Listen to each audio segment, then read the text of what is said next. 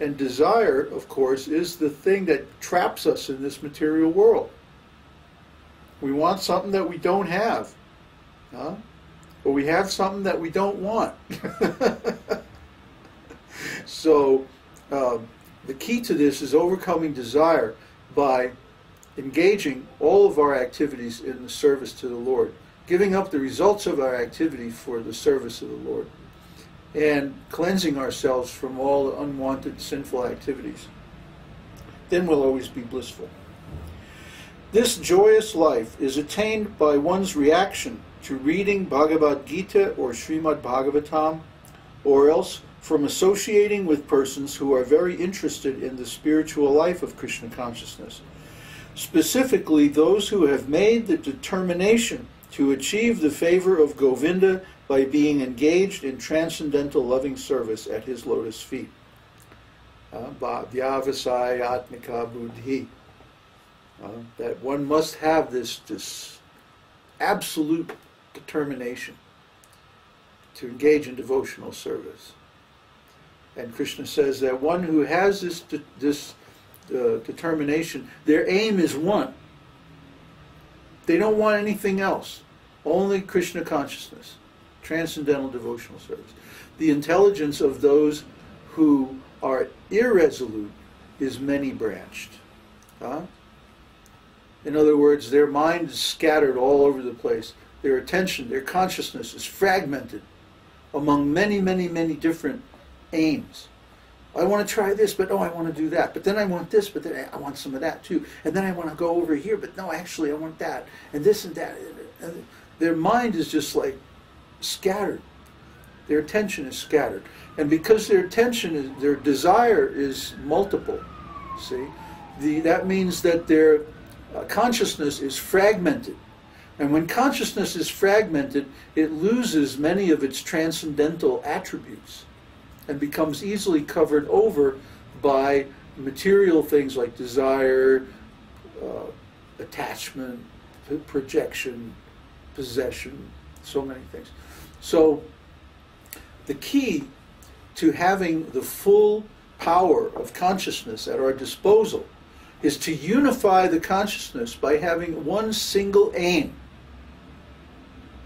Vyavasaya-atmika-buddhi. That means one pointed intelligence.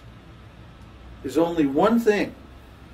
Just like that story I quoted recently in a post, that the Pandavas and the Kauravas were studying Drona, with Drona, studying martial arts. And Drona decided to test his students. So one by one he had them aim at the eye of a bird. It was an artificial bird, a little target sitting up in the tree. And so he asked the different, like Duryodhana, okay, aim at the bird. So you draw his bow and aim. And then now, what do you see?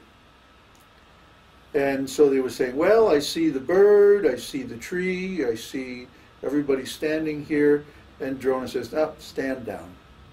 Don't shoot. And then finally he gets to Arjuna. And he says, okay, Arjuna, aim at the bird. So Arjuna aims.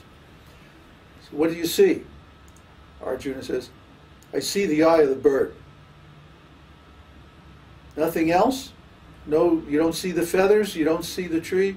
No, just the eye. Okay, shoot. You see? That's the story is meant to illustrate that one pointed aim. How can you miss if all you can see is the target? His whole world shrunk down to that eye of that bird, the target. He didn't see anything else. He wasn't even aware of anything else. So how could he miss?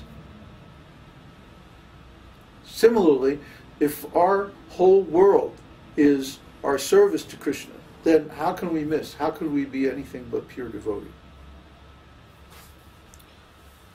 So,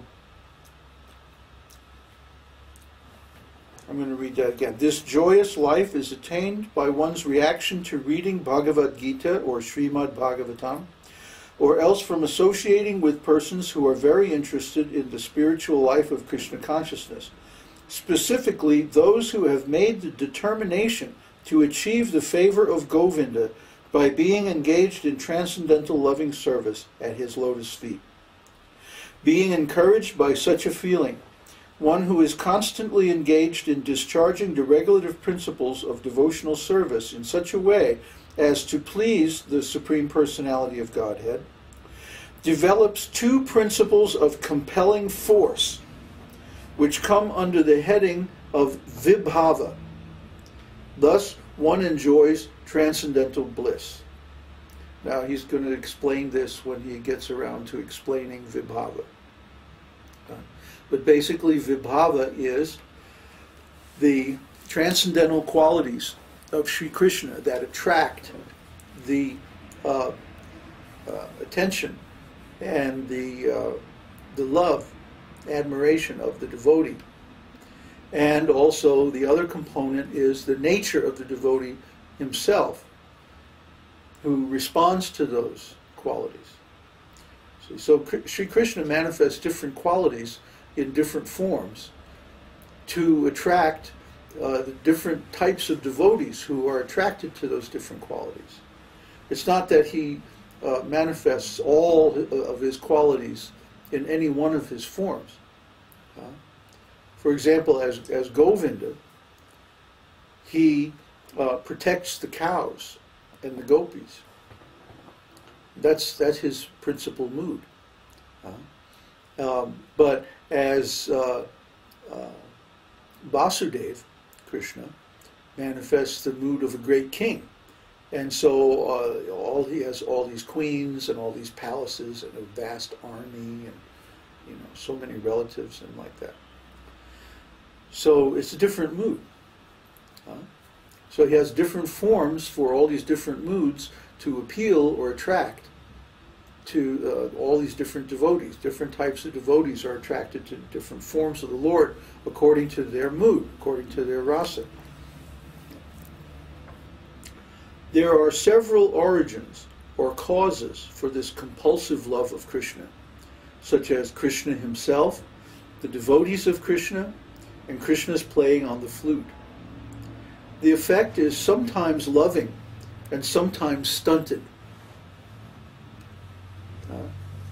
The effect is loving when the devotee is able to reciprocate, and is stunted when the devotee's situation doesn't allow him to completely respond to the attractive features of the Lord. So we'll get into this when we study vibhāva later on in this section.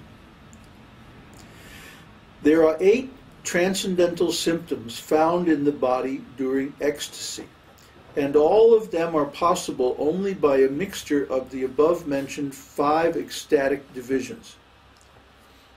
Actually, the ecstasy is called sāttvika-bhāva, the symptoms of ecstasy. Without some mixture of these 5 ecstatic principles, one cannot relish transcendental bliss. So, all 5 of these bhavas have to be present.